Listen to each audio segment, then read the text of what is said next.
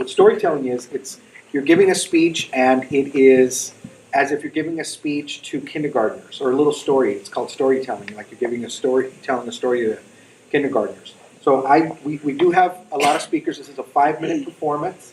So I want to introduce one of our top elementary students. She won the tournament at the Mardi Gras tournament. That was about a month ago. She's only in 3rd grade, so she's cheating. She's supposed to wait till 4th grade, but she couldn't wait. She's only in 3rd grade, and that is Amy Arce.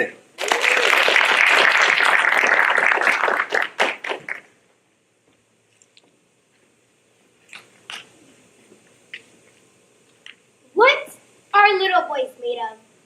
Frogs and snails and puppy dog tails? That's what little boys are made of. And what are little girls made of? Sugar and spice and all things nice. That's what little girls are made of. It's a pretty cute rhyme, considering that it's festering with lies. For there is something that the nursery rhyme scholars forgot to mention. Girls are messed up. And today, it is up to me, the Sultana of SAUSD, to lead all of you to a better understanding of the inner workings of girls.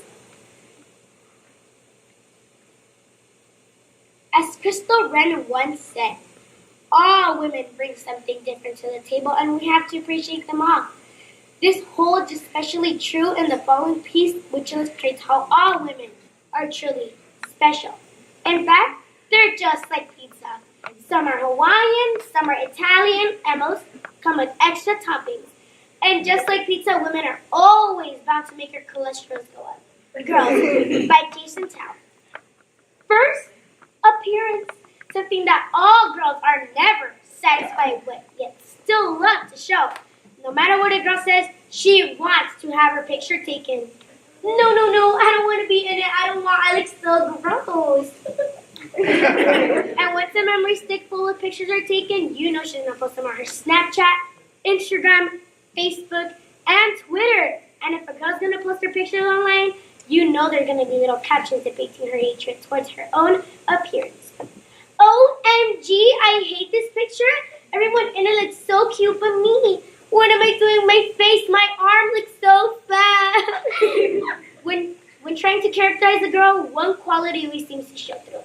A love for shopping. Now let me first clear the mist of doubt in the air by saying the myths are true, ladies and gentlemen. Girls do pre-shopping. They do it. They do it. What is pre-shopping, you may ask? Let me show you. Me, Nancy. Hello. Nancy is your average everyday schoolgirl. I am your average everyday schoolgirl. So one day, Nancy decides she wants to go shopping. I'm going shopping, la la la la la. She scans the shelves and racks for the newest clothes. Ooh, cute, adorable. Then Nancy goes home empty-handed. How is that possible? Do not fret. It is all part of her plan. That's right. Nancy goes to her room, takes out all her clothes, and then she thinks of all the clothes she saw at the mall and how they would match the clothes she already has at home.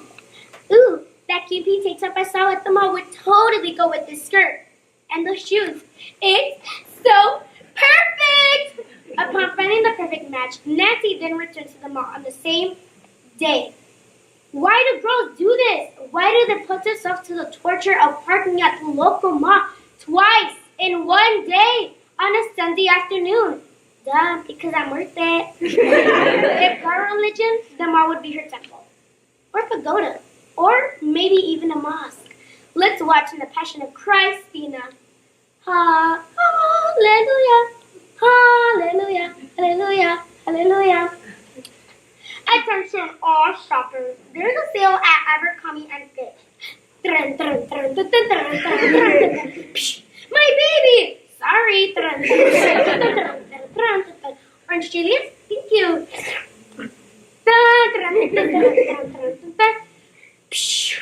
Watch out, wet floor! No. Hello? Hi, Christina? Guess who I just saw? I just saw Amanda and she is totally wearing Abercrombie and Fitch. Yeah? So? Well, no one was Abercrombie and Fitch no more. Duh. Oh, right. Duh. Yeah. So what are you right now? Oh, I'm at the mall inside every single store but Abercrombie and Fitch. Okay, got to go. Kisses. Heaven to some, hell to others. Sephora, a female makeup shop where a girl goes to punish her boyfriend from a girl's perspective. Oh my God, it's Sephora! It smells so good in here. Honey, how does this look on me? Ooh, blueberry. With the hints of cloud, oh, you should try. It'll be cute. Just try it. Kiwi. Mango. Passion fruit. Passion. From a guy's perspective, holy beep. Sephora. Dun, dun, dun. That's a great color. How about we get and leave? Nah, it's really okay, but... Ah, my eyes! What are you doing? I smell like demon. No, 3 months is enough. No. Theorists claim that boys and girls will never, ever understand each other. And this is very true. Boys and girls even listen to different types of music. I love you. Every time I sleep, you're in my dreams.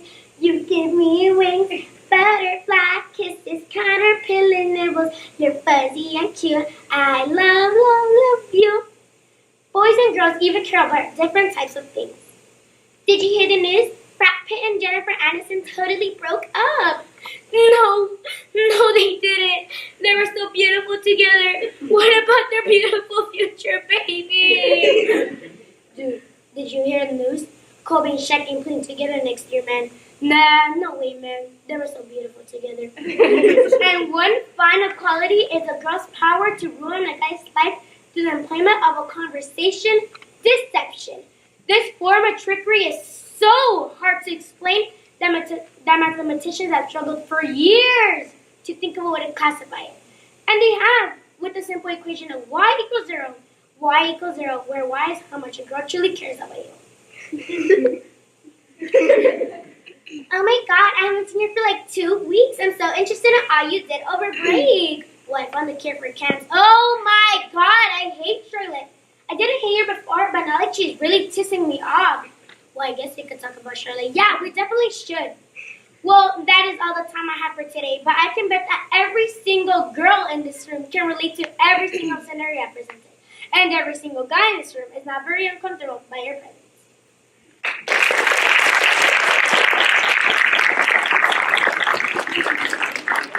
Good job. Could you imagine what she's going to be like when she gets to high school? It's going to be ugly. I feel bad for those kids. By the way, she's from Pio Pico Elementary School. So the next event is going to be a declamation. So this is what declamation is.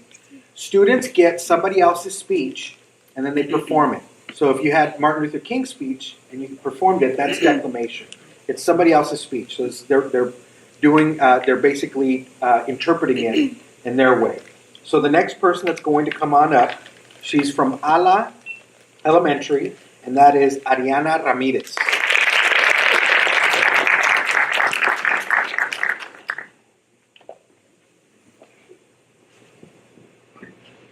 In September of 2011, I started an online magazine for teenage girls called RookieMag.com. So I edit this site for teenage girls. I'm a feminist. I'm kind of a pop culture nerd, and I think a lot about what makes a strong female character. And you know, movies and TV shows, these things have influence.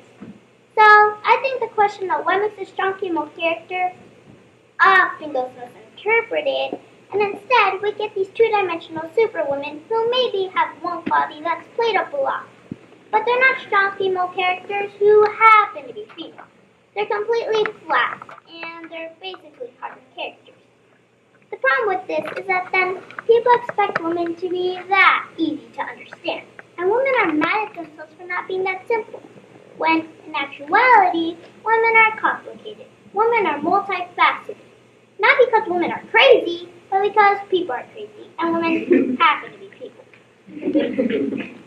CEO Ursula Burns once said, "I didn't learn to be quiet when I had an opinion. The reason why people knew who I was because I told them. Even though we live in a society where a woman's voice plays a greater role in life, it is clear that we are still figuring it out," by Tabby Gevinson. So the flaws are the key, and I'm not the first person to say this. What makes a strong female character is a character who has weaknesses, who has flaws, who is maybe not immediately likable, but eventually relatable. But I still feel there are some types of women who are not represented that way, and one group we'll focus on today are teens, because I think teenagers are especially contradictory and still figuring it out. I was ending middle school, starting high school. I'm a sophomore now. And I was trying to reconcile all these differences you're told you can't be when you're growing up as a girl. You can't be smart and pretty. You can't be a feminist who's also interested in fashion. You can't care about clothes if it's not for the sake of what other people, usually men, will think of you. So I was trying to figure all that out, and I felt a little confused, and I stood to on my blog. I said I wanted to start this online website for teenage girls that wasn't this kind of one-dimensional strong character empowerment thing, because one thing I find very alienating about a misconception of feminism is girls then think that to be a feminist they have to live up to being perfectly consistent in their beliefs, never having doubts, never being insecure, having all the answers, and that's not true. And actually, reconciling all these differences became easier once I understood that feminism was not a rule book, but a discussion, a conversation, a process. So I said on my blog I wanted to start this publication, and I asked people to submit their writing, their photography, whatever, to be a member of our staff. I got about 3,000 emails! My editorial director and I went through them and put together a staff of people, and we launched that September. This is an excerpt from my first editor's letter where I say, rookie, we don't have all the answers. We're still trying to figure it out too. But the point is not to give girls the answer and not even give them permission to find the answer themselves, but hopefully inspire them to understand that they can give themselves that permission to ask their own questions, find their own answers. So I'm not saying be like us or we're perfect role models, because we're not. We just want to help represent girls in a way that shows us different dimensions. So what I want you to take away from my talk, the lesson of all of this, is just be Stevie Nicks. Like, that's all you have to do. Because my favorite thing about her, other than like everything, is that she has always been unapologetically present on stage and unapologetic about reconciling all her contradictory feelings, and she makes you listen to them and think about them. So yeah, please be Stevie Nicks. Thank you.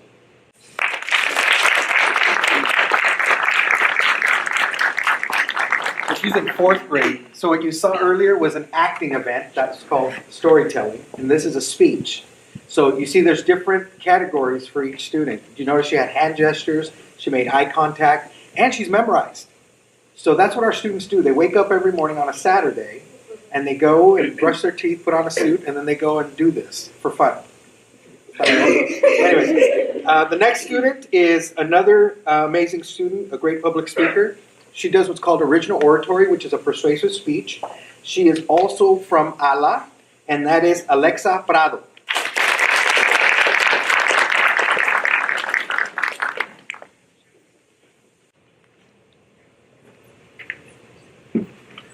When I was 5 years old, my kindergarten teacher came up with what she thought was a brilliant plan. She came into the classroom with a box of t-shirts that said, I am lovable and capable. I know. Tell me that, right? It seems as though my school started a bit too young in an effort to teach us self-esteem. Because as soon as I got home, I asked my father, Daddy, all the kids are wondering, what does capable mean? I regret them for me. I haven't got any better, and neither have any of my classmates. In today's generation, the generation me, we, the mighty teenagers, have come to believe that self-esteem is to be selfish, self-control is to be limited, and self-respect is to be ungrateful for things you receive and deserve. We trust our instincts and guts. We claim ourselves to be the generation of creativity, independence, and technology. Yet, in reality, we're the generation of rebellion, violence, and stubbornness. So today, let's talk about me. Generation Me, that is. First, we'll focus more on ourselves and other people. And second, we feel we deserve a reward before presenting solutions that we don't really need because we're always right all the time. Well, some of them. So first, Generation Me focuses more on ourselves and other people. Families, friends, and our communities. In a recent research by Sarah Jean Blackmore, teenagers are proven to be thoughtless and selfish. We use a different part of the brain to think about the impacts and actions of other people. So basically, we don't use the normal part of the brain to think about the other people's feelings. We are known to be very selfish and ignorant. We often feel responsibilities of something or something else. As a society, we've created a new generation of young adults who blame everyone else for their failures, claims Susan Peterson, a community college teacher of Rosa. But in the film Me, let's talk about, well, me. We often believe so strongly that we deserve a award when we accomplish anything. Because we're teens, we think of having fun and relaxing as right, not a privilege. But when my grandma was a kid, they didn't expect her to justify things that we haven't earned simply because our friends have them too. Frankly, some would rather sit around and read comics. And why not? Bella is just like us. Everyone knows that Jacob's the right guy for her. But she picks Edward. And why? Because she's a teenager! And teenagers don't freaking know what's good for them! Teenagers' generation needs still can be helped and changed. Our selfishness and ungratefulness are just bad habits we pick up. And the only way to fix and change these social norms is to stand up and admit our actions and attitudes towards other people. Not because we're told to, because that is our future. And we're the ones who know it. Today we expose ourselves to other generations. Next, we took a look at what's holding us back. And third, we learned what we can learn from each other. Today, we should get those unlovable and capable shirts, put them on, and start believing what those words truly say. The way I see it, we are the future. Somebody in this room will be the next president. Somebody in here can even be on TV. And maybe one of us can even change the world. So let's shift gears to Generation Me to Generation We.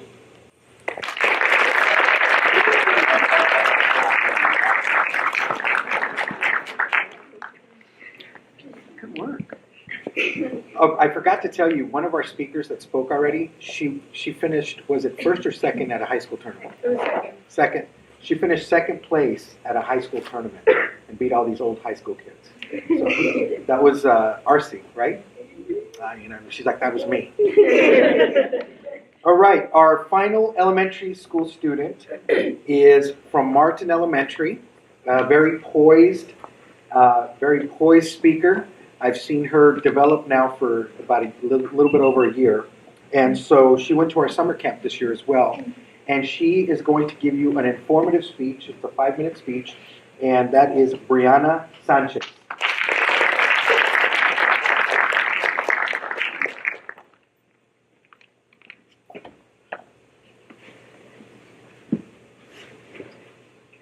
Ladies and germs, we have come a long way in the way we keep ourselves and our homes clean. But do we ever stop to ponder the polishing, to contemplate a cleanser, and to discuss disinfectant? No, so let's clarify and take a look into the history of cleaning. Some cleaning products that have made the sparkle and the shine. And last but not least, how to keep clean. I hope you realize it's not a dirty speech. Let's hop in our time machine and go back to seamless cleanliness. Cleanliness with people in the past. 7,000 years ago, the Babylonians first discovered that contaminated water caused disease. Many Babylonians died to bring us information. The Europeans entered a period called the Black Death from 1438 to 1441, which killed 60 million people, which at that time was 1/4 of the world's population. Moving on to the 19th century. Living conditions were filthy, but finally by the 1800s, the germs and diseases were finally proven. Many scientists worked vigorously on this study, and the main person that found this great discovery was Robert Koch. Soaps and disinfectants have developed over time to fight this disease. This began the sanitation revolution of cleanliness became a permanent part of culture. One result of this is that the average lifespan has grown to 74 years old and the death rate decreased. The sanitation standards increased, so did the products that enhance hygiene. We'll start out with what we know as the essential product towards cleanliness, soap. It is believed that soap was first made out of sap of plants. Later, people learned that fats could react with alkalis in aqueous solution in ashes. Today's soap summary from fats and oils. Today's soap summary from fats and oils have been light and sodium hydrate. Solid fats mostly usually are coconut oil, palm oil, tallow, and lard. No discussion of cleanliness will be complete with a few of us on how to clean. Let's start off by focusing on you, as an individual. There is what I'm looking for. Hopefully it comes to mind. Not just for your sake, but for the person sitting next to you. It's physical hygiene. Hygiene are the conditions and practices that promote to preserve health. Maintaining personal hygiene enhances a physical and emotional well-being. The following are some helpful tips for good clean hygiene. First, brush your teeth regularly to avoid plaque and cavities. Second, floss once a day.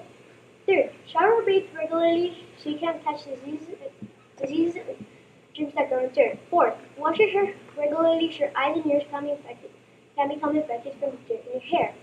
Fifth, wash your hands before eating so dirt does not get into your food and cause sickness. Today we've gone through the do's and don'ts of cleanliness. History showed us how to keep clean through many tips and methods. So now that we're taking away Mr. Clean, we can use this knowledge and historical examples to help our journey to cleanliness.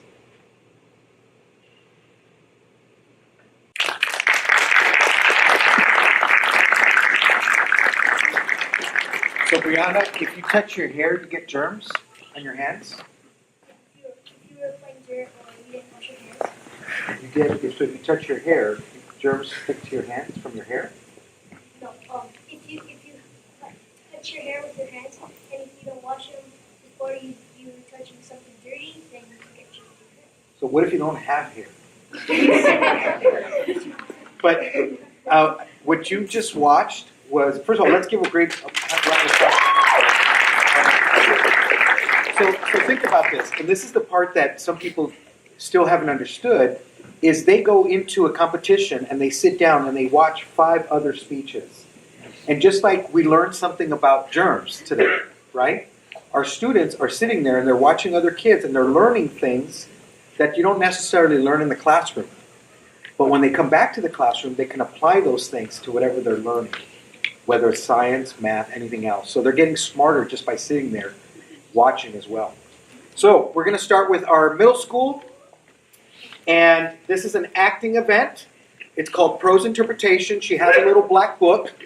She has a little black book because she's supposed to make it seem like she's telling you a story, reading a story. Okay, so she'll look at her book. It's okay, you can look at your book. Hers is called The Year of Magical Thinking. Joyce Didion is the author. And this lady, interestingly enough, she lost her daughter and her husband all within weeks of each other. And so she talks about what it's like to cope with death. And so this is Kayla Lopez, one of the top students in prose interpretation here at the Santa Ana Unified School District, and I believe she's probably one of the top 40 in the United States. And she comes from Ala. It's Kayla Lopez.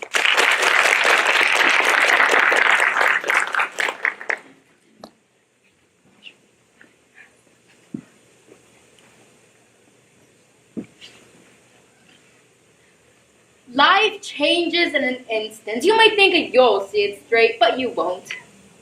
Let me make myself clear. Of course, I knew that my husband and my daughter were dead.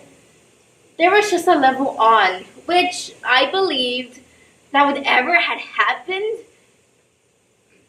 remained open to revision. That's why I needed to be alone. I needed to be alone. So that he can come back. That was the beginning of my year of magical thinking.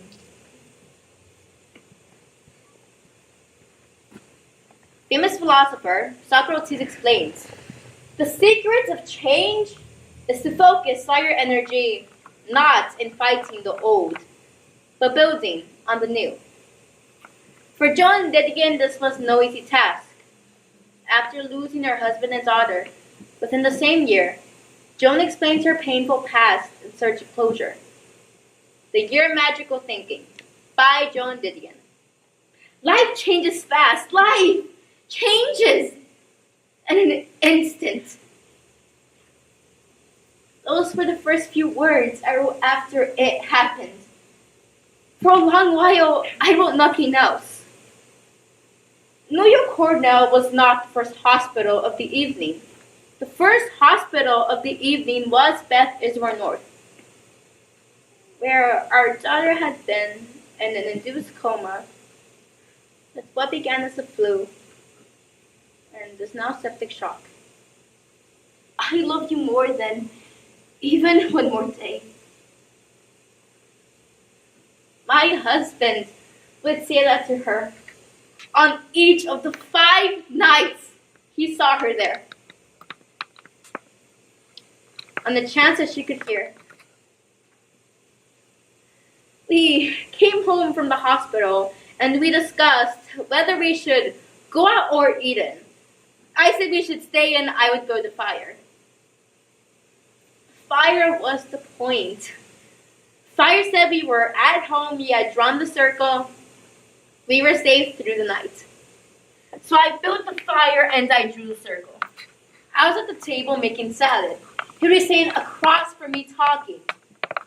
Either he was talking about why World War I was the event from which the entire 20th century flowed, or he was talking about the Scotch. I don't have an idea which. Then he wasn't talking. He hit the table, then to the floor. There was a dark liquid pooling beneath his face.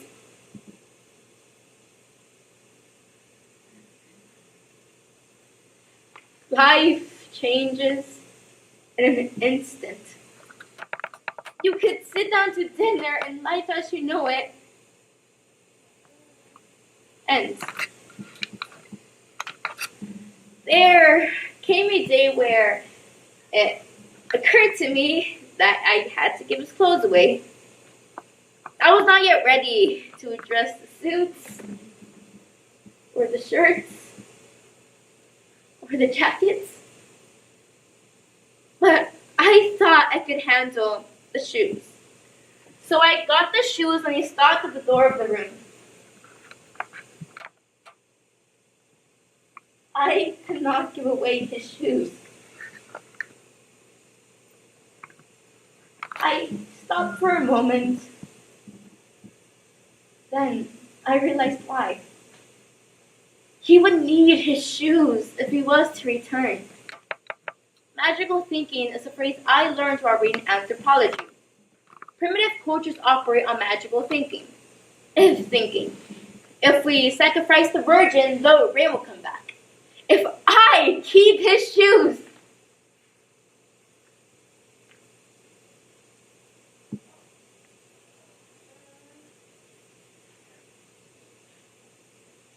on June 2005,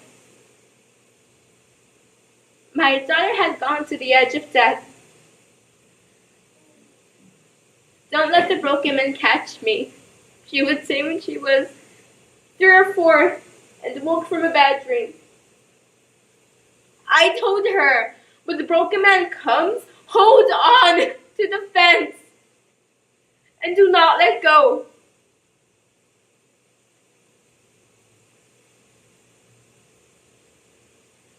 On August 26, 2005, my daughter let go of the fence. Reporters sometimes ask me, what do you do without your husband and your daughter? How do you answer that? How do you live without your husband and your daughter? Grief turns out to be a place that none of us know until we reach it. We know that someone close to us could die. We might expect to feel shock. We do not expect this shock to be obliterative, dislocating to both body and mind. We might expect to feel crazy with loss. We do not expect to be literally crazy.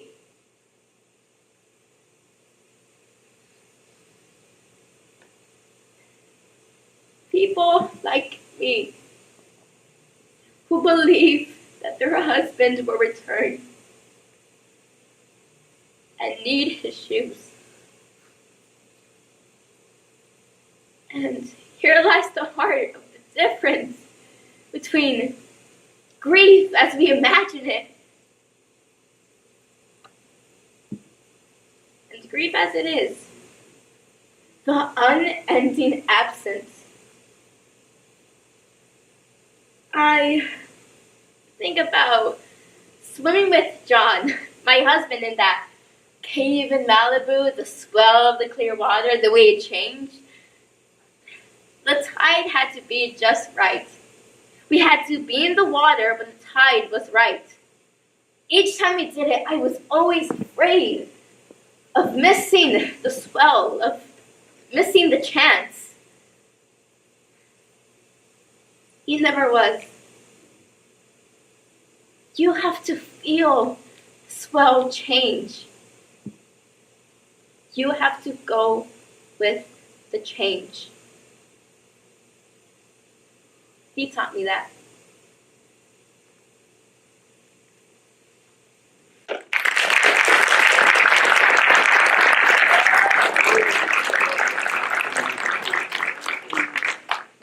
She's not messing around. So, the great performance. So to have students at this age to be able to bring out those emotions and connect with that is pretty amazing. And believe it or not, she still has a ways to go.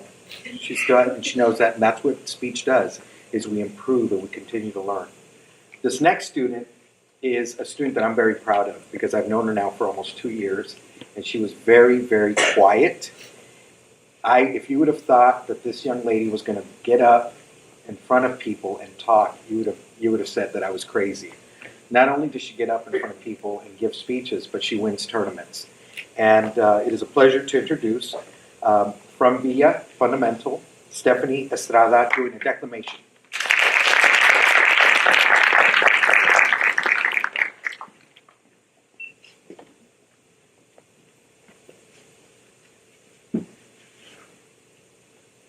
I don't know anyone who has a perfect life.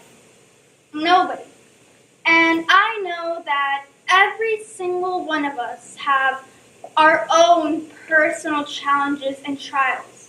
And there are days that we wish we just didn't have to get out of bed.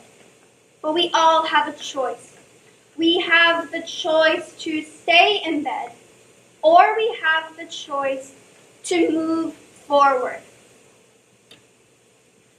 Dan Scanlon, artist for the widely popular known Pixar movies, once said, "There are some real dark days where we feel like the story is just falling apart in every single one of us.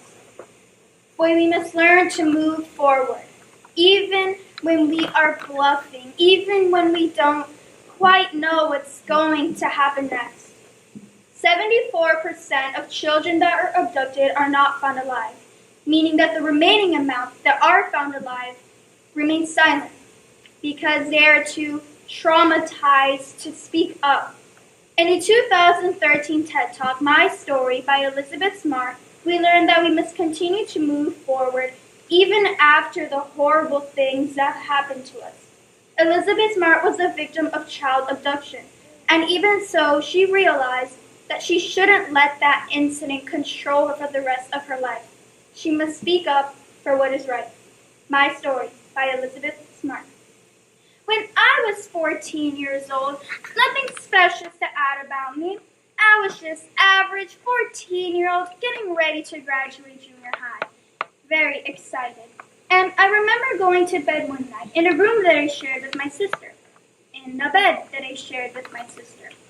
And I remember waking up to a voice, a strange voice, saying, "I have a knife at your neck. Don't make a sound.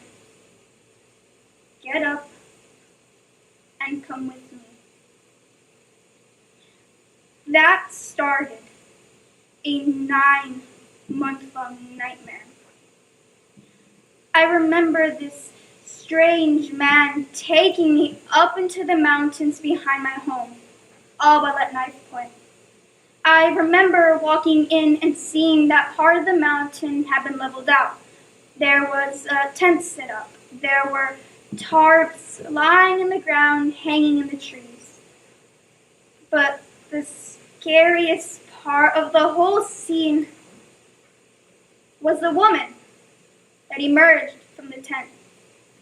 She brought me in where she sat me down on an upturned bucket where she tried to sponge bathe me and change me out of my pajamas into strange robes. Now, I grew up very, very shy and very, very self-conscious. So that was just about the most traumatic thing that had ever happened to me. I remember begging and pleading with her, trying to convince her to let me do it myself. I wasn't dirty. I had just showered the night before and that I could dress myself. Finally, after 15 minutes of probably begging and crying, she passed me the robes. I wiggled them on. She scooped in my pajamas and left. And I remember just sitting there crying and crying and crying and thinking, how had this happened to me? How had my world turned from day to night? And what had happened to my family? And what was going to happen to me? The only thoughts that I could think of were, he's going to rape me and then he's going to kill me. Because no one ever survives being kidnapped. Nobody ever comes home. There's never a happily ever after. Every time the news repeats itself, it's always the same. Maybe it's days later, weeks later, years later. A body is found, but that's what happens. As I sat there crying and being so scared, I remember the tent door zipping down and in walked this man. He knelt down next to me and started to speak, and I was so caught up with my own worries and fears that I couldn't even listen to what he was saying. Finally, some part of me pulled myself together long enough to hear the words that I was now his wife. I was sealed to him, and that I had to perform all wifely duties, and it was time to consummate our marriage. Now, I grew up in a very traditional home. My family is very religious. I have been raised to believe that sexual relationships are to be within the boundaries of marriage. That is what I have been raised to believe. And so here's this man telling me that I was his wife and that I was supposed to consummate our marriage. And I may have grown in a bit of a bubble. I may have not been the most forward-thinking 14-year-old at the time. Part of me didn't even know what consummate a marriage meant. The other part of me was hoping and praying it wasn't what I thought it was. I quickly found out exactly what it was. I will never forget. He pulled me off the bucket onto the tent floor where he ripped the robe I had been forced to put on. He raped me on the tent floor, and when he was finished, he got up and left. And I will never, ever forget how I felt. How broken I felt. How beyond all hope, even if someone did find me. What was the point? I was useless. I was disgusting. I wasn't worth saving at that point. I fell asleep thinking those thoughts, and when I woke up in the morning, there was this man kneeling over me again. This time, he had taken a thick metal cable and wrapped it around my ankle so that I couldn't run away. At that point, I started thinking about all those children whose stories ended so tragically. And I couldn't help but think that they are the lucky ones. They are so lucky because no one would ever hurt them again. No one would ever make them feel like they are worthless or that they're unloved. No one could ever do that to them ever again. I wish I was one of those children. And that is a brief look of what the next 9 months look like. Very early on, I made the decision that I wasn't going to let those two captors win. I was going to do anything I could possibly do to survive, even if that meant outliving them, even if that meant going another 30 years of this kind of abuse every day. Thank the heavens it wasn't 30 years. It was only 9 months later. I will never forget the first time I saw my father's face after the police had stopped to pick me up. And I will never forget feeling, no matter what lay in front of me, it was going to be okay. And then no one would ever hurt me the way those two catchers had hurt me the last 9 months.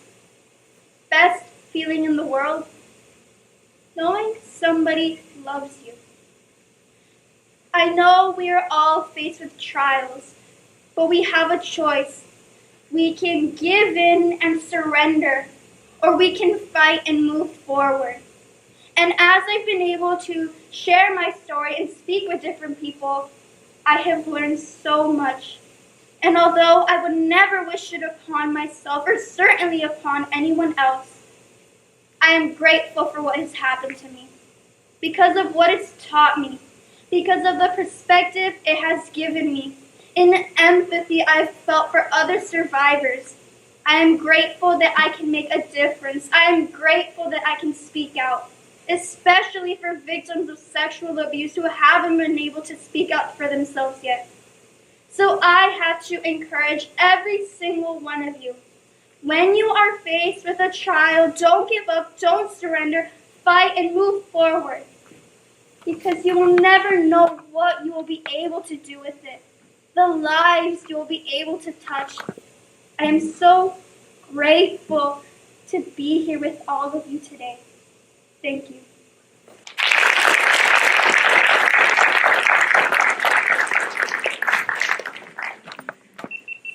Now you can see why I'm so proud of her. You guys didn't know her last year. But you're probably wondering, oh my gosh, this is some powerful stuff. Like, these are kids? Yes, because the students are supposed to bring up controversial items in those competitions. And you're supposed to demonstrate how you bring out that communication. And that's why they call it the art of communication, because it truly is an art. So now that you've been hit with two hard ones, we're going to give you a fluffy one. We're going to give you humorous interpretation. So humorous interpretation, she is going, are you a mouse? Hamster. Oh, she's a hamster. So she's humorous interpretation. It's an acting event. It's supposed to be funny. So this young lady's going to turn into a little hamster. And she comes from Ala, and her name, she's a sixth grader. Her name is Tiffany Luokaiba.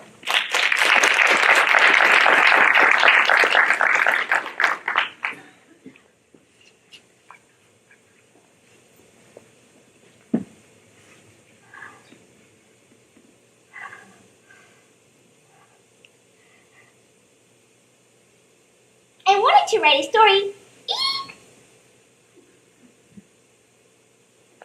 Well, Mr. John told me not to tell anyone, but you all look like trustworthy people.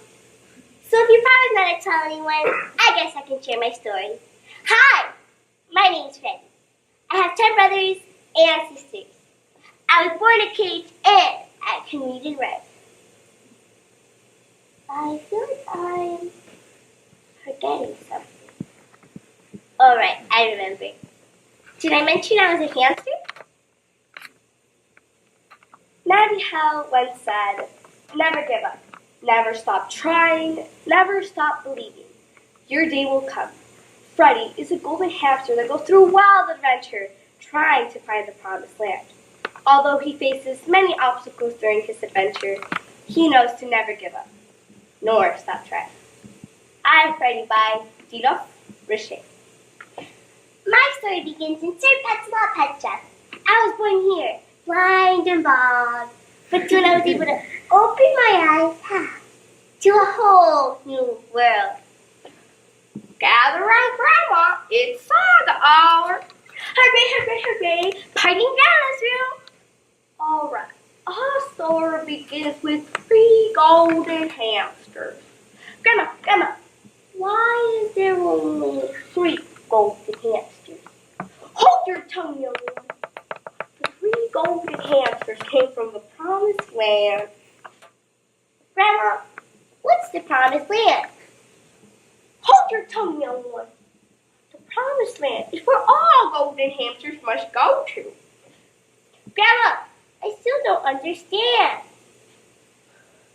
Would you stop it? Sure.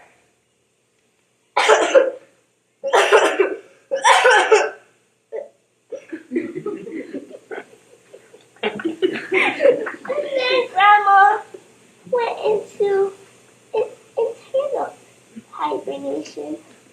The sad thing was, no one seemed to care.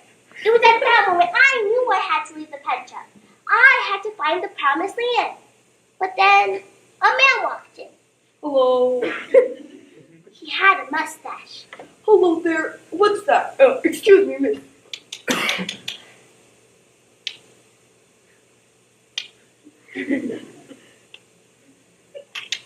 Hi, welcome to Sir Petslot Pet Shop. My name is Desiree. How may I help you?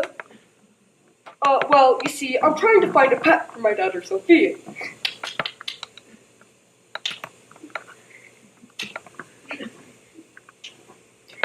Oh, okay. My interested in those golden hamsters right over there. They're quite cute. I'll take one. What happened next was one of the worst experiences of my life. It started off quite pleasant. I was put into a box. Hamsters love small spaces. But then it vibrated rapidly. And what seemed like forever, it had stopped. I had arrived at my new home. Sophia, I have a gift for you. What is it, Daddy? A golden hamster? It's so cute. Mom, look at what Daddy got me.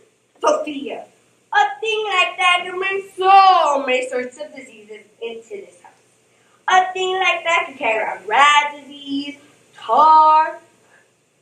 A thing like that can literally kill you. Daddy, is my hamster diseased? No, honey, not yet. Oh, good. I'll go up to my room and play. It'll be fun. Oh, wait. You need a name, don't you? Ooh, how about Freddy? Freddy. Sounds fun and frisky. Like me. Alright, Freddy it is. Oh, good. Now I have to do homework. Don't worry. It'll be fun. As Sophia opened up her school book, I could understand every human symbol. I could read. I knew these special powers had to help me with the promised land. But then Sophia's mom walks in. She doesn't seem very happy. Sophia, I've been thinking, and that has going to have to go. Look at me. I'm already getting sick. I've already called someone to come and pick him up. He'll be here any minute now. No! Freddy, I can't lose you. I need you. Sophia, Mr. John is here. Where's the little guy? What little boy? Oh, come on. I'll take good care of him. You promise? Okay. I guess this is goodbye, Freddy. I'll miss you. As I looked up at Sophia, she had tears in her eyes. I hadn't realized she had grown so attached to me. And as I realized it, I missed her too. But to stay focused, I had to find the promised land. And then it vibrated rapidly again. I had arrived at Mr. John's new apartment. I looked at my cage.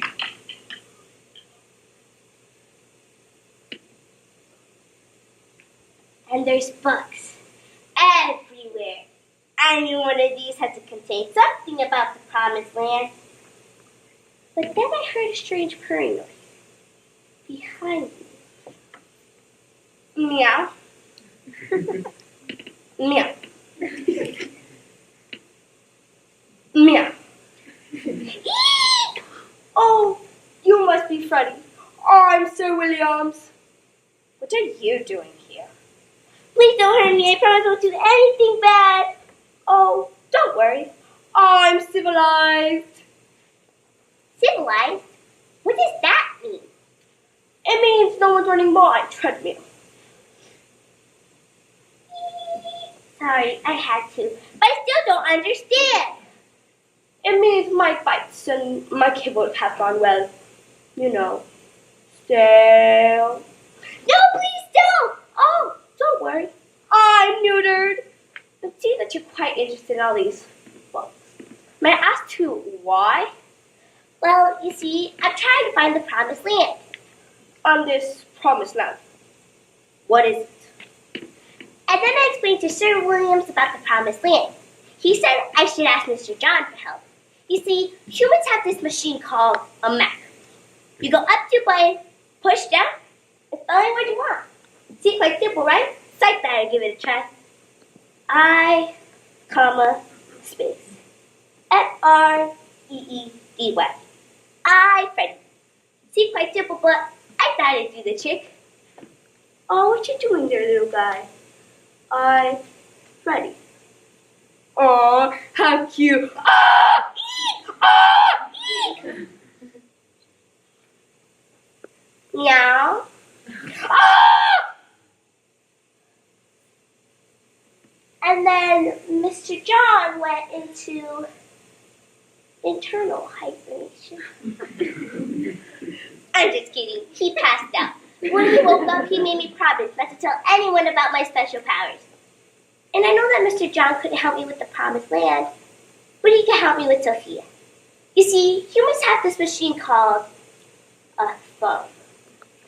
You go up to a button, push down, say Sophia's name, and she'll be right over. Oh, Freddie, I missed you. I love you. I love you too, Sophia. At that moment, I realized I had found my own personal promised land, Sophia. Well, that's the end of my story. I hope y'all enjoyed. If y'all excuse me, I have to finish typing up. Hi, my name is Freddie. Did I mention I was a hamster?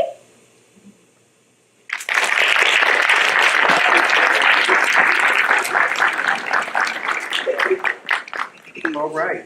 So the next person that's coming up, by the way, she's always like that all the time, which is kind of scary. But the funniest thing is we're at Santa Ana High School, and I told her, I don't want you running with your heels on. You got to wear your flats. So I'm walking down. She runs around the corner, and she's running. She's running full speed in her heels. She sees me. She's like, oh. And starts walking all slow. I'm like, yeah, that's why we put her in humor.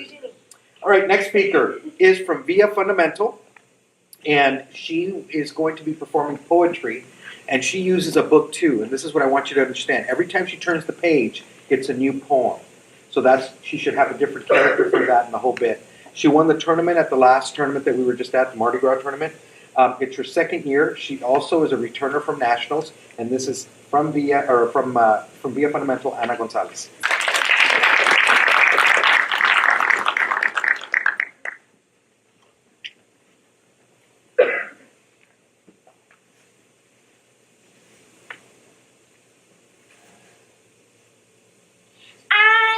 Your puppet, you are my lungs. I am mommy's little girl. My head is hollow because you always said pretty little girls on your minds. Just men that they can cling themselves onto. And you were always turning me out to be a soft kind and never gonna hate or love kind. Why don't I just work at the pharmacy? Kind.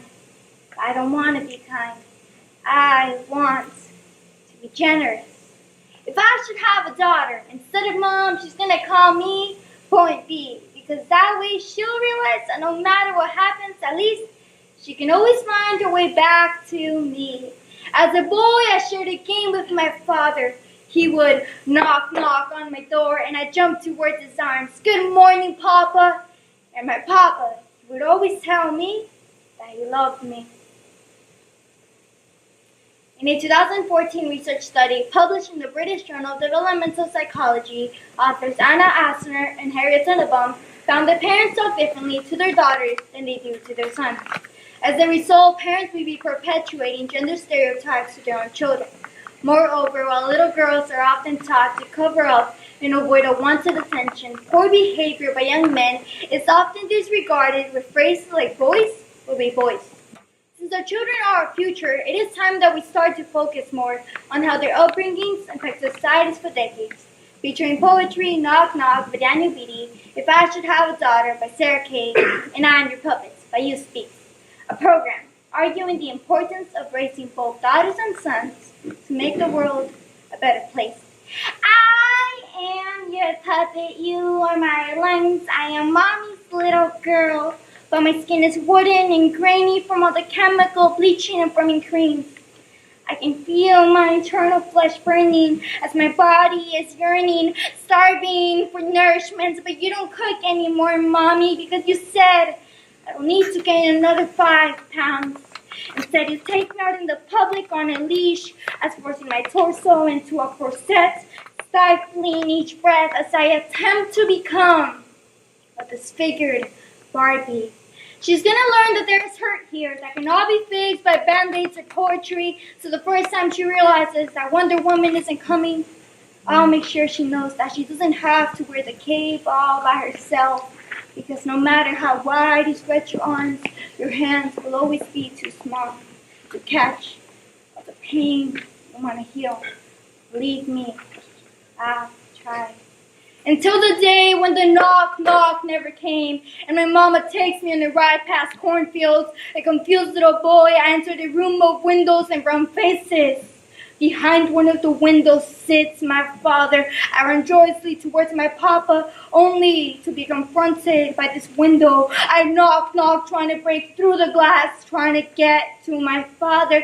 I am your puppet, you are my lungs. I am mommy's little girl. But I have hinges in my legs, my arms, and especially my neck, so I can nod, yes, mother, never no, ma'am, to the dictator of my household, my neck elongating like I'm about to be decapitated. The metal working away my soft, soft body. So I knock, knock as my mama pulls me away before my papa can even say a word, and for years he has never even said a word. And so 25 years later, I write these words for the little boy in me who still cries for his papa's knock, for the little boy in me who still waits his papa's knock. Please come home, Papa, because I miss you. Please come home, Papa, because at some point I realized that I wanted to grow up to be just like you, but I'm forgetting who you are. Show me how to shave, show me how to dribble a ball, show me how to talk to a lady, show me how to walk like a man. I am your puppet, you are my lungs. I am mommy's little girl.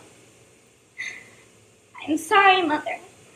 Maybe if I was made of plastic, I could fit more into your world, but I am human. This is real flesh, this is real body, this is real mind. I am smart. I don't need to front behind beauty because I realize that I am not your puppets. You are not my iron lungs because you are not my master. Remember that good things come in 3, but so do bad things. Always apologize when you have done something wrong. But don't you ever apologize for the way your eyes refuse to stop shining. Your voice is small, but don't you ever stop singing until we finally hand you heartache. When you slip war and hatred under your door, when they offer you handouts on the street corners of cynicism and defeat, you tell them that they really ought to meet your mother. And so I write these words to try and heal myself, and I would dream of a father who says the words my father could not. Dear son, I'm sorry I never came home. For every lesson I failed to teach you, hear these words. Shave in one direction with strong deliberate strokes to avoid irritation. Dribble the page with the brilliance of your ballpoint pen. Walk like a god and your goddess will come to you. No longer will I be there to knock on your door. So you must learn to knock for yourself. Knock on doors of opportunity for the lost brilliance of the men who crowd these cells. Knock with the diligence for the sake of your children. Knock with the knowledge that you are my son, but you are not my choices.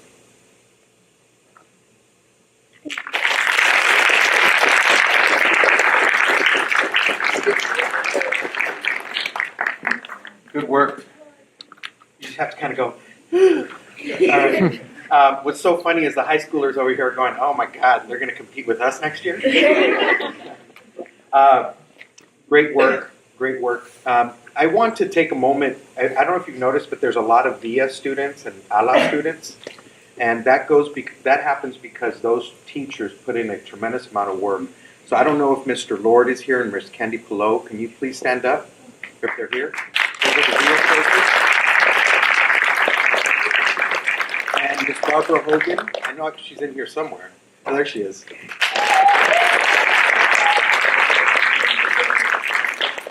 We're getting to our final speakers now, and so I want to introduce this young lady who is going to perform her informative. It's a 5-minute speech, and she is from ALA, and she has been having a great season. She went out to Harvard. We flew her out to Harvard to compete against high school students, the best high school students in the country, and she didn't advance, but she had several of her rounds where she beat 4 or 5 kids that were seniors in high school. So this is Alyssa Hernandez.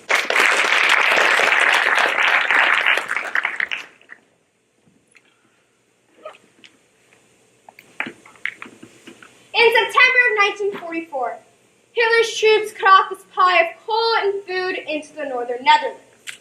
What took place is known as the Hunger Winter. People didn't volunteer as tribute. Though over 20,000 people died of starvation, millions of others endured significant trauma due to the extreme cold and the lack of food. Years later, the children who endured starvation had long-term health issues. Unsurprising. But here's what's surprising. When they finally had grandkids, they too suffered from long-term health issues. Genetic-related disease is not new. But as genetic specialist Dr. David Alice explains on The New Yorker, May 2nd, 2015, without the Hunger Winter is inflicted. It is unlikely that any of these people would have health issues. And by the same logic, neither would their children or grandchildren. It's not the disease inherited. It's the trauma itself. Trauma. As defined in the Merriam-Webster Dictionary, is a psychic disorder resulting in severe mental or emotional stress or physical injury. Transgenerational trauma. Trauma that is passed down 2 generations through our genes. It is becoming more than just a theory and has an enormous potential to spark connections with our past, present, and future. So our ancestral lesson begins by understanding how the trauma affects your DNA, before finally examining future implications on what the New York Times, January 18, 2017, calls the scar on the soul. According to the Harvard Center of Child Research and Development, in response to trauma, our body's internal alarm system goes off and we get overwhelmed. But there's something else our bodies do when under traumatic stress. When faced with trauma, our bodies actually modify our genes. The same genes that get passed down to our children. This modification is called epigenetics. Before we go on, let's go over the basics. So the genes we inherit determine things like hair color, eye color, height, or lack of height, and sometimes predispose us to certain health issues. However, according to the U.S. National Library of Medicine, epigenetics works like a light switch. For example, if you have a genetic code predisposing you to lung cancer, but you exercise regularly and never smoke, that gene may never be switched on. The same thing applies to the gene that carries your parents' trauma. The trauma of your parents and grandparents has to be turned on to affect you. But this concept of inheriting trauma has divided researchers. As neurobiologist Dr. David Sweat explains, the overwhelming response has been, wow, but how the hell is this happening? According to the Huffington Post, September 2nd, 2015, we've known for some time that stress during pregnancy can affect the animal's offspring, or a human child. However, this new research goes a step further to suggest that such stress experience can still affect the DNA of the future child. In other words, trauma is passed down to generations through genes, and you don't have to experience it yourself to feel its effects. The phenomenon of inheriting trauma intensifies the value of family history. Epigenetics allows us to look back and ask questions about our ancestors' lives and how they affect our own. For example, Dr. Joy DeGroot compares and explores the connection between race-based traits and current struggles of Black Americans today, a phenomenon she calls post-traumatic slave syndrome, which describes a set of beliefs and behaviors that may be the cause of untreated trauma. For example, if someone has a great-great-grandfather who was enslaved in the 1800s, they still might feel the negative impacts of that trauma today. Trauma can also be important to medicine, as it impacts our understanding of therapy, inherited disease, and even genetic engineering.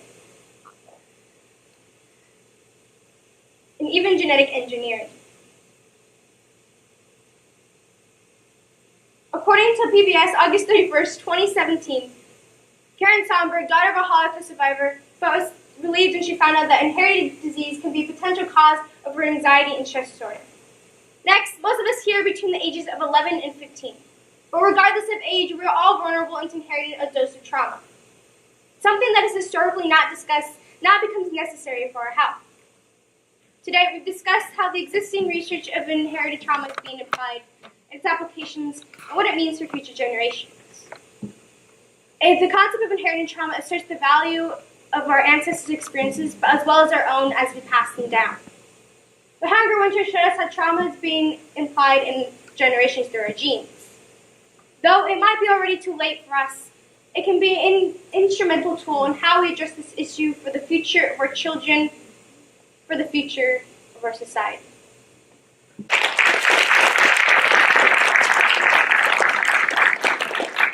So one of the things that, remember we talked about when you're sitting in the round and you're watching, you're learning about inherited trauma. That the trauma that your parents went through or your grandparents went through gets passed down in the genes, just like the diabetic gene, just like any other genes, which is pretty incredible. Sometimes you forget that our students that are up here speaking are 7th graders, 6th graders, 8th graders, because of the stuff that they're talking about. But it's pretty amazing. I do want to say this, and I'm going to say it both in English and Spanish because I want everyone to understand. And I'll start in English, is that for parents who are watching this, there are football scholarships, basketball scholarships, and there are speech scholarships.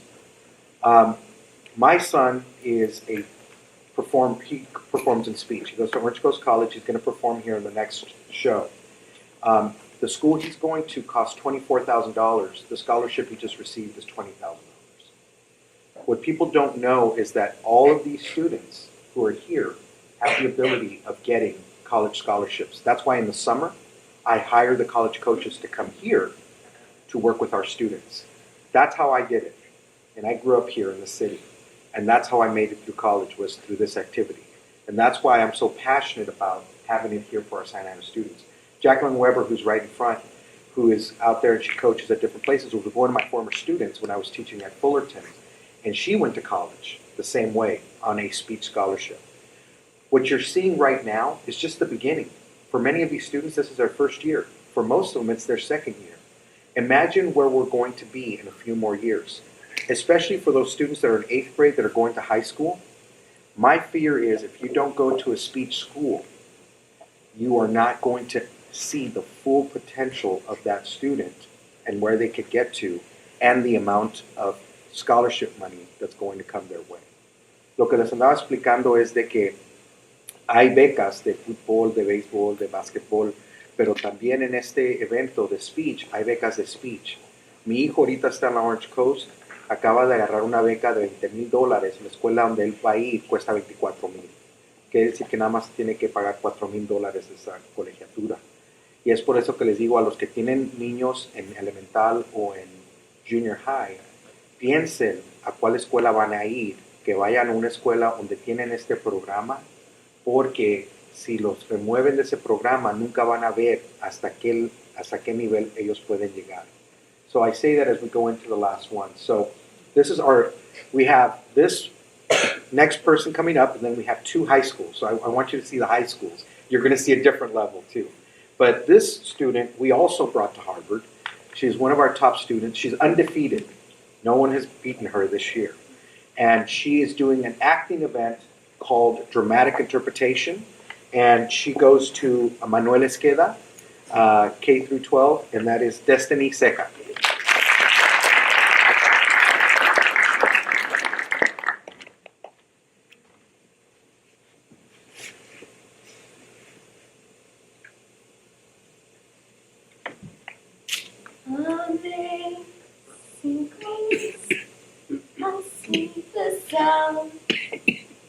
What are you looking at?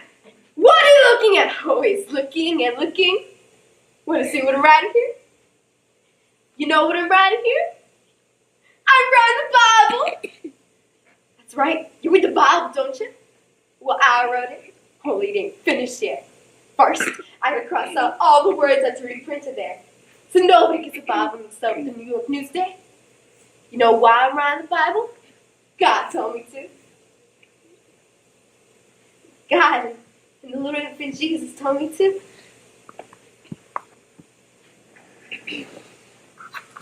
Evelyn Catmuir is a homeless woman living on the streets of New York.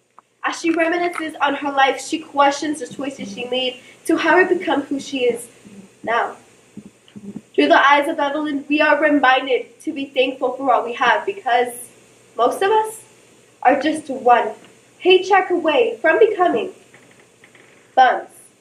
Robert Shaffron. You want to know my name? All right, I'll tell you. It's Mary. That's it. Nothing else. Just Mary. Used to be Evelyn Catmuir, but now it's Mary. Do you want to see what's inside my bag? Everybody does. Everybody wants to see what's inside my bag. All right, I'll show you. But only if you swear to come in nothing in here.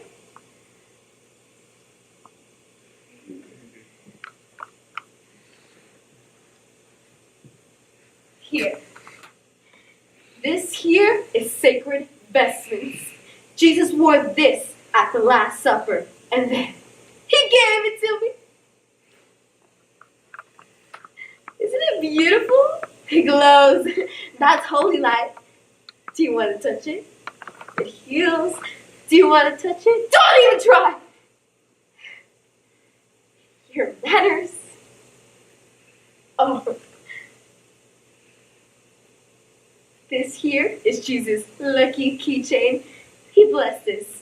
And sometimes it spells wine.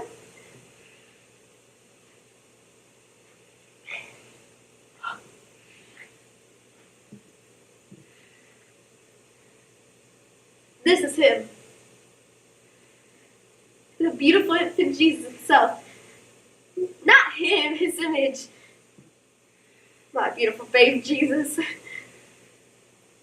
And no one better touch this baby Jesus, because one little touch and us smudge him good.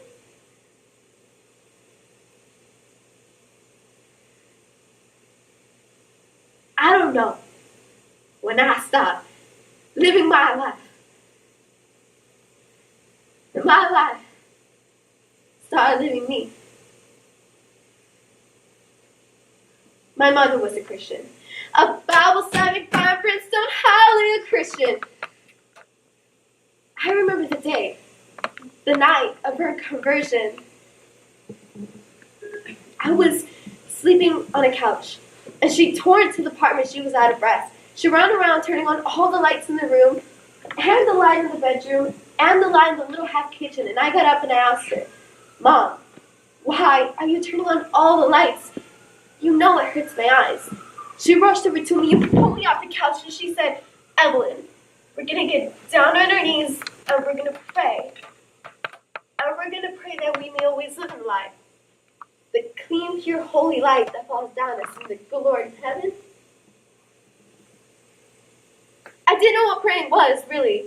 I knew people praying in churches. I've seen pictures of churches, and hey, don't get me wrong. They're all beautiful, but with the colored lights coming through the stained glass windows, and shiny wood benches, and their gigantic stone arches. But I wondered, how in the hell were we supposed to pray in this tiny little apartment with greasy walls, tile chip floors, and bare light bulbs? Scary, but not beautiful like the churches. You know what?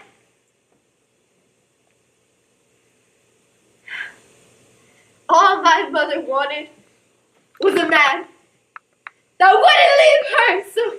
So she got home, and he stayed. My mother went crazy with religion. So as soon as I was old enough, I did the one thing I could think to do. I got pregnant. I left home. Amen.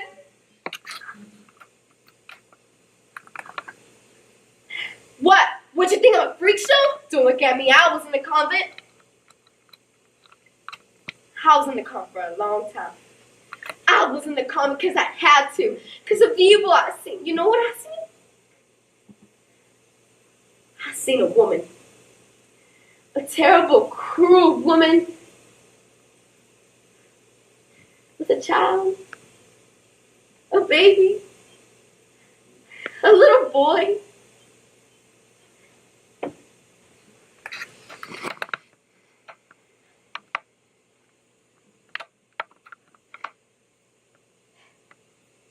Swing, mommy, swing, said the little boy.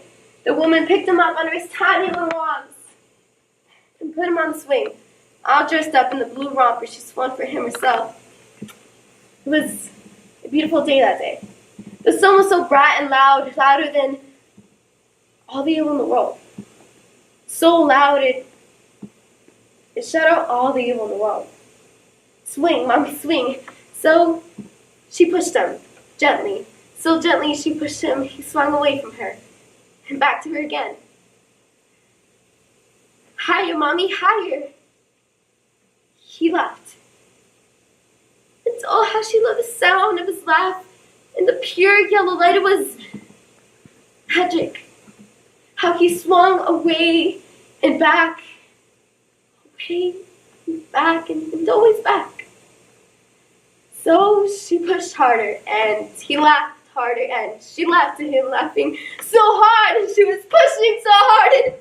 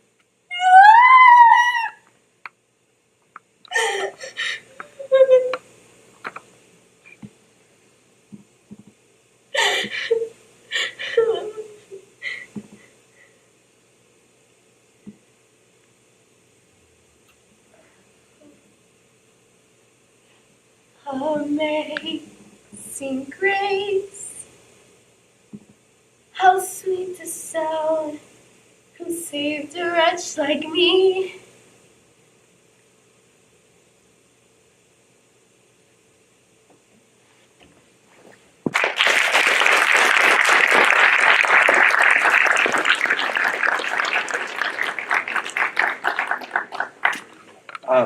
I also want to introduce someone that's here today. Our council member, Jose Solorio, is here this afternoon. Former council member, Ted Moreno, is here. Oh, sorry, our school board member. You gotta understand, there's lights on me. Our school board member, Dr. Rigo. So now we're down to our 2 high school performances. Okay, the person I'm about to introduce right now has been a competitor now. This is her 2nd year. She's a freshman at Santa Ana High School. And just to let you all know, when you go to Harvard, usually you're a senior when you go to Harvard. Sometimes you take juniors because it takes you that long to get to that level. And she went to Harvard and competed against all these academies from all over the United States, made it to the semifinal round, and finished 7th at the Harvard tournament, which is pretty amazing. She's a student at Santa Ana High School, and she's going to perform an original oratory, which is a persuasive speech, and that is Jillian Palacios.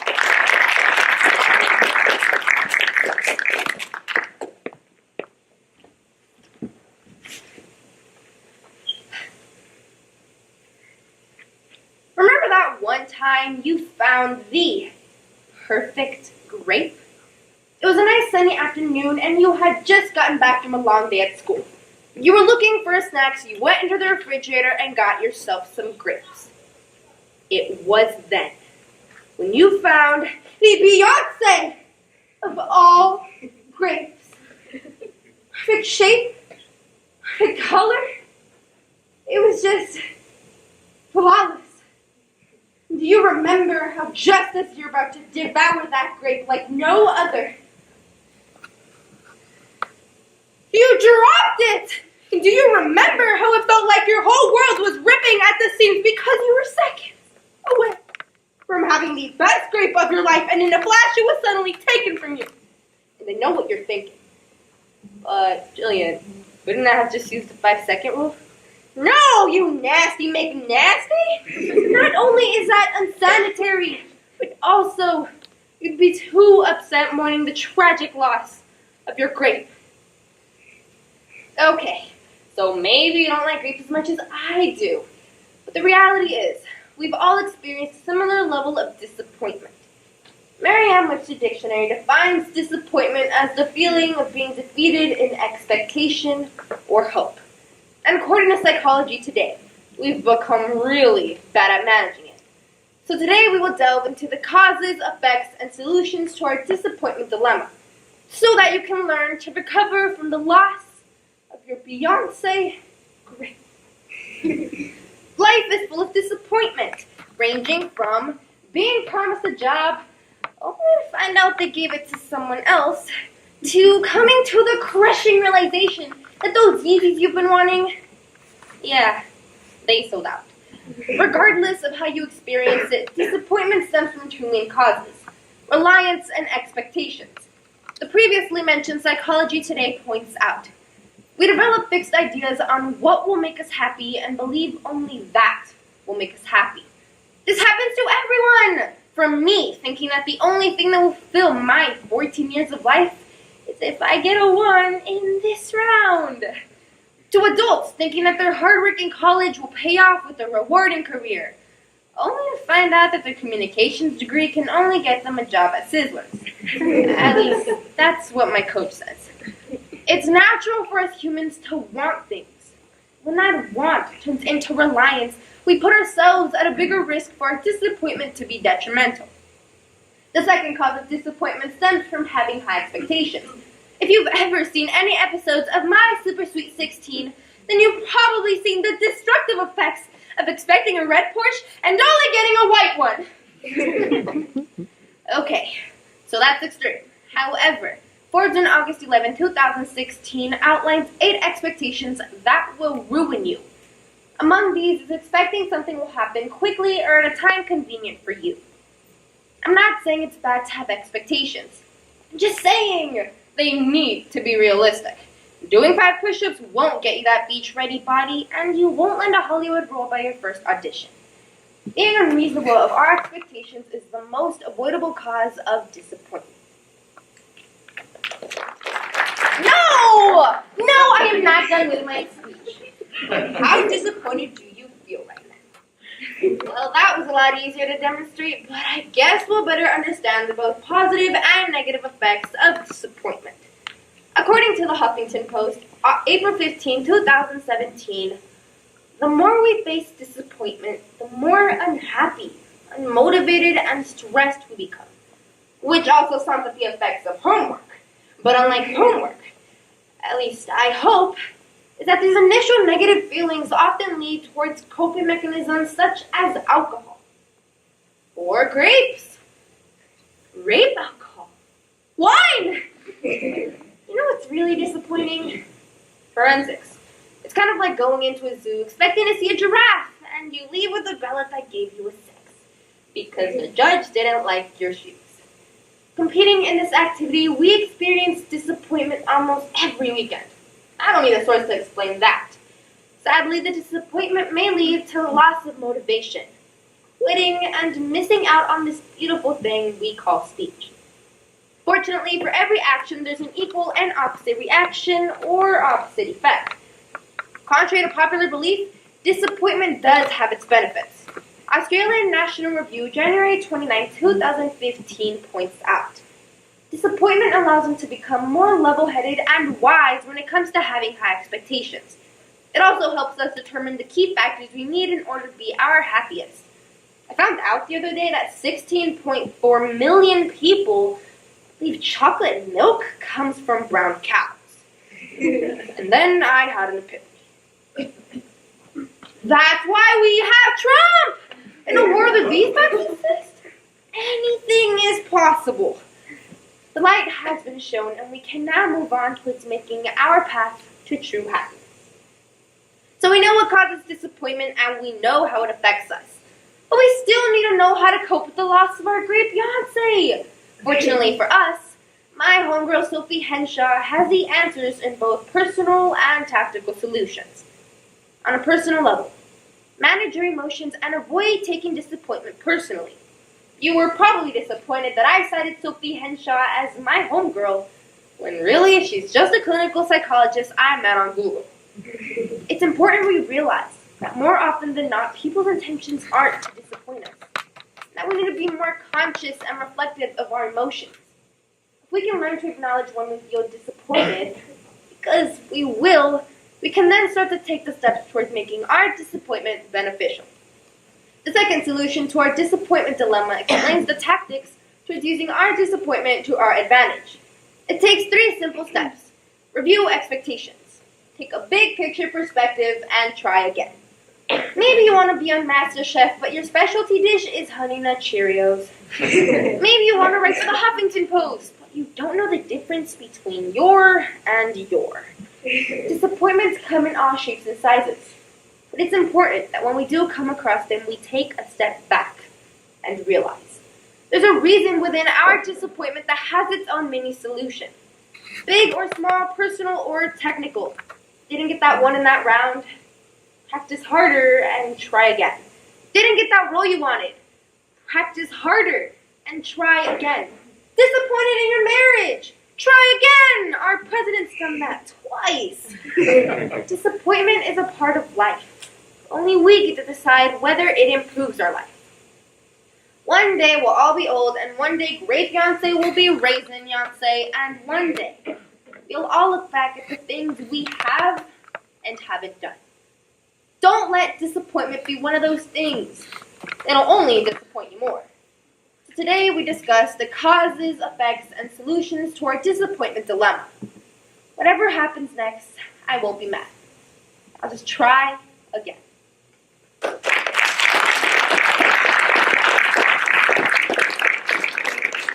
So, let me ask you, how many of you all went to camp last year, this last summer? Raise your hand if you went to camp. Actually, stand up if you went to camp. That way I can see it. Okay, take a seat. So, I want you all to know this, that what you're seeing here is some of our best students in the district. There's many more. In fact, 880 of them. So we have grown from 100 to year 1 to 400 year 2. Really, year 1 was our pilot, but it's really now we're at 880 students. What's awesome is that our students at the high school level who are on our travel team, which means this is the group that our best high school students that travel, have a combined GPA of 3.89. And I think that deserves a round of applause for these. And I was introducing our council member and I was introducing our school board member, but we really have to thank Dr. Rodriguez, for his support, because if it's not for him, we don't get the coaches that we get and the support that we get, and you guys don't get to go to all these other states and show them what Santa Ana is all about. Because we're cold-blooded, right? We're pretty good. So anyhow, yeah. So this is our last performer, the last performance. I like to tell the story about Luis, because he was a student at Sierra, and he was being coached by another one of my former students who got a job here at Santa Ana. And they would go to these little tournaments, and they had success. And then he went to high school, and Century had a speech team, and he did okay. He wasn't doing real well. He was doing okay. And then they cut the speech team. He went to the principal's office almost every day trying to make an appointment because they needed to start a speech team. This was before I came in. So he was tenacious. Finally, they got so fed up with him that they said, all right, we'll start a speech team. That was last year. Okay, they started it back up last year. And so this year, he went to summer camp. He's had the best year, am I wrong? The best year he's ever had in speech, because now we have the proper infrastructure in place to push our students towards success.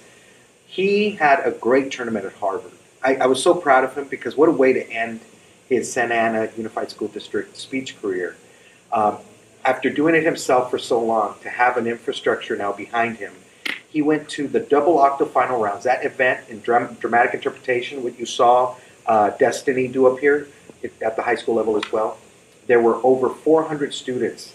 He made it to the double octave finals at Harvard. And then their duo that I'm about to bring up with Lisette, who's also a national returner and is her freshman year at Century, and she's going to have a great career in speech. Their duo that you're about to see made it to the octave final rounds at Harvard. So without any further ado, this is a duo interpretation. They're not allowed to touch. They can only touch in the introduction, and they are not allowed to look at each other. It's off-stage focus. In acting, you have off-stage focus. Why don't you come on up so I can demonstrate that real quick. Come on up. When we are on stage, when you see a play and I shake your hand, we shake hands like this, right? When we're off stage, look that way. Now I'm going to shake your hand, put your hand out, and now we shake here. This is off-stage focus. The reason they do this in speech is because they want the judge to see the faces. That's the main thing. You did great. All right. So let's go with Lisette Martinez, formerly from Villa, now at Century, and Luis Diaz, formerly from Sierra, and now at Century as well, performing dual interpretation.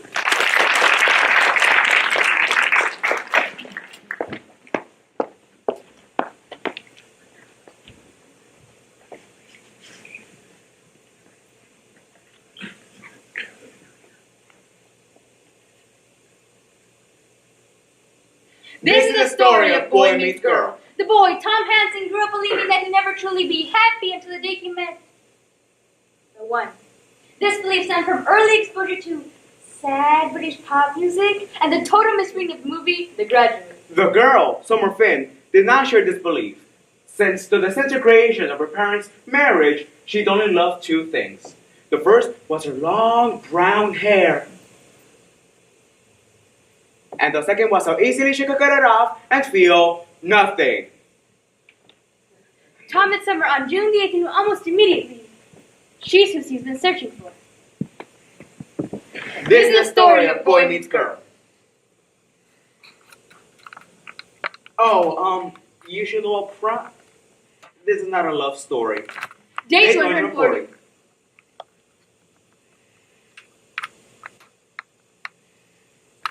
You know what? I said let's go crazy today. I'll have the pasta and the pancakes. I love eating pancakes tonight. It's the best. What do you think? I think we should stop seeing each other.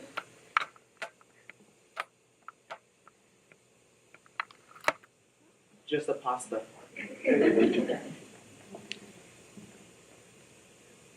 Love is so beautiful. Love is a chemical. When you fall in love, everything is more enjoyable. And food doesn't taste the same. That's just dopamine. It makes us feel better by activating 5 different receptors in the brain. Well, how about the dizzy feeling you get when you're on a romantic date? How do you explain that? Like I was saying, love is beautiful. Actually, large quantities of phenylethylamine increases both physical and emotional energy, explaining the dizzying feeling you call romance. But love lasts forever. No, love lasts until you realize you're not right for each other. You see, in today's society, love is complicated.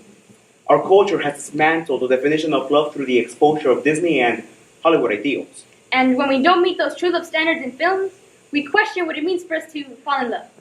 Love Is what you make of it. 500 Days of Summer. by Michael E. Weber. And Scott Eustetter. Summer Finn was a woman.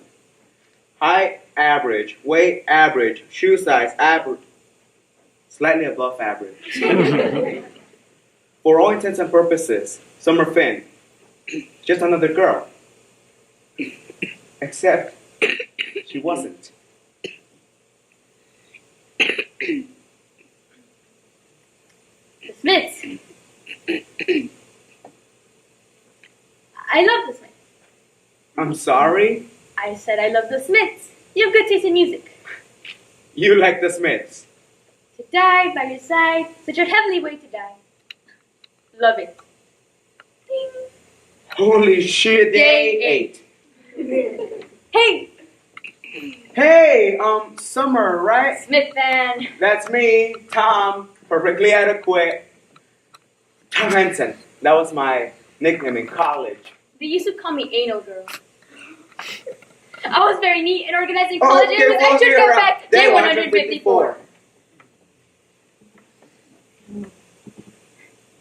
So, you have a boyfriend? No, don't really want one. Come on, I don't believe that. You don't believe a woman can be free and independent? No, I'm not a lesbian. I'm just not comfortable being anyone's girlfriend. I'm not comfortable being anyone's anything. Sounds selfish, I know, but I just like being on my own. Cool. But what happens if you fall in love? You don't actually believe that, do you?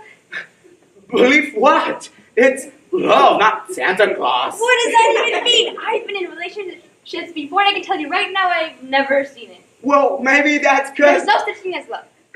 It's a fantasy. I think you're wrong. Really? And what exactly is it I'm missing? You'll know it when you feel it.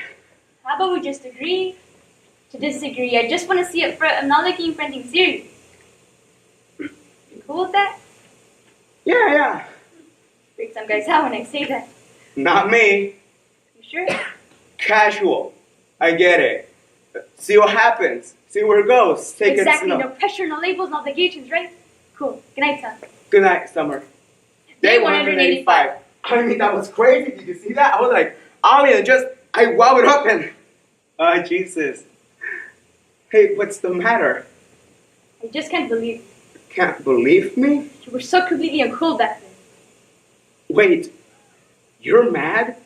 But I just got my ass kicked for you. Oh, that was for my benefit. You were protecting me? Yes, I The was. next thing, tell me don't. I don't need your protection. I just... Look, I'm tired. Can we talk about this tomorrow? No. Screw this. I'm not going anywhere. You'll tell me what's going on. Nothing, Tom. Nothing is going on. We're What? just... You know what? What are we? We're just Oh, friends. no. You're not gonna pull that bull crap with me. This is not how you treat your friends. kissing in the copy room, holding hands in IKEA showers. I just don't want. Well, guess what? This is not up to you. I get it saying this, and I say we're a couple, goddammit. Tom. Now there's more I have to say. Yes. I forgot. I'm going to sleep. Fine. Fine. This was different in my head. I bet you get that a lot.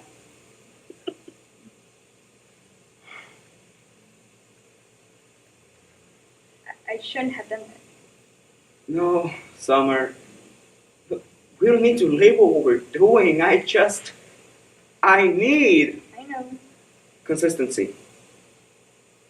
I need to know that when you wake up tomorrow, you won't feel a different way. I can't promise you that. No one can. I can only tell you how I feel right now. Day 360. Tom? Huh, hey, Summer. I must walk right by you. Yeah. How you been? Good, good. You've been right back when I Yeah. I got crazy, you know. was gonna go get coffee. I was wondering if Oh. you wanna. Yeah, let's get coffee. There's this party on Friday. It's this really nice fruit deck that no one uses. Would you wanna? I like that. Day 488.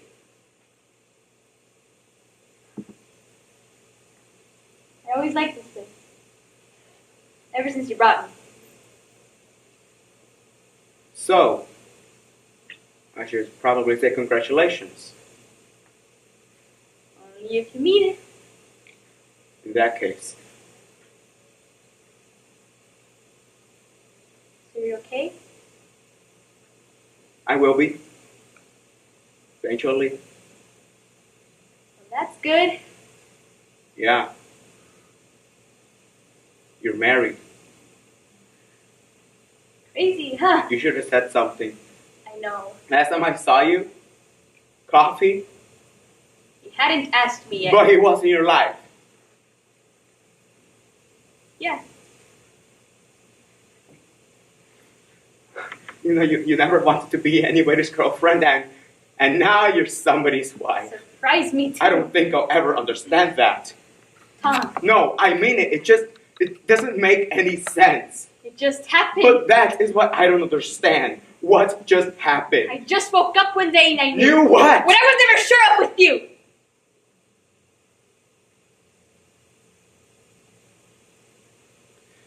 I'll tell you what sucks, Summer. Realizing that everything you believe in was complete and utter horse crap. That sucks. What do you mean? Love! True love! Silly childhood fairy tale nonsense! I should have listened to you. You were right all along. I was right. One day, I'm reading Dorian Gray at the corner deli and this guy walks up and starts asking about it. Now he's my husband. What would have happened if I went to the movies instead? If I went somewhere else for lunch? If I went to the exact same spot? Just 10 minutes later. Tom, it was meant to be, just like you said. You were right about it all along. It just wasn't me you were right about. Summer, I hope you're happy. Day 500. If Tom had learned anything, it was that you shouldn't ascribe great cosmic significance to a simple earthly event. It had taken a long time, but Tom had finally learned. There are no miracles. There's no such thing as love. He was sure of it now. Tom was Excuse me. My name is Tom. pretty sure. I'm Autumn.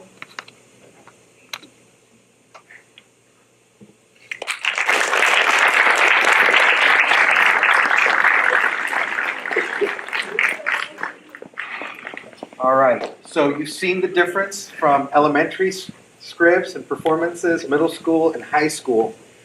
Once we break out here in just a few minutes, the college students are going to come out and they're going to perform college. The only thing I do want to tell you, it's rated PG-13 in college. Because in high school, you can change words of a script. They allow you to change words of a script. In college, you have to use whatever the author put in. That's part of what they do. But some of those students that are going to be performing are the students that coach our kids, which is pretty amazing. And so I just wanted to find out if anyone has questions for any of our students before we break out. No questions? Then I want to thank you all for coming out and for supporting our speech and debate programs, supporting our students. We're off next week. We're getting ready for our national qualifiers where the top 2 students go to Fort Lauderdale, Florida, in the middle school division. And then our high schoolers are going to also be going to their qualifiers at the high school level, which is a much larger district that they're going to be competing at. So thank you very much. We'll keep you posted and keep looking at our page on. It's what is it? Santa Ana. What's our Facebook page? Santa Ana Unified Speech and Debate. We post up everything there, and you can take a look at it there. But thank you very much for coming out. Can we also get a round of applause for Mr. Potato?